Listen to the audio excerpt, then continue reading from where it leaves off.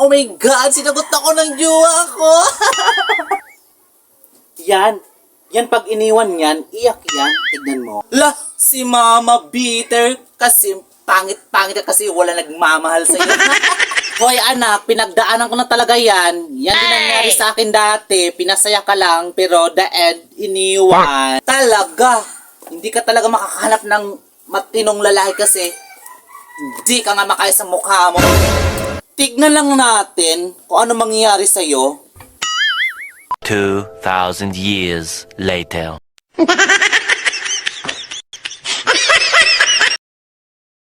La!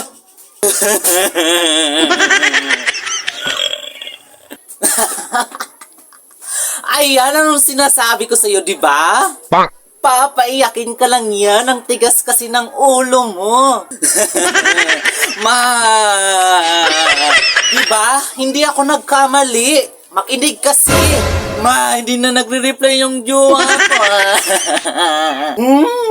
Sinabi ko na kasi ng una pa. Mamamatay ako hanggat hindi siya mag-reply. Aray, ma! Support naman dyan, ma. Gabi naman. Baka yan sa'yo, anak. Para matauhan ka. Diyan ka na nga.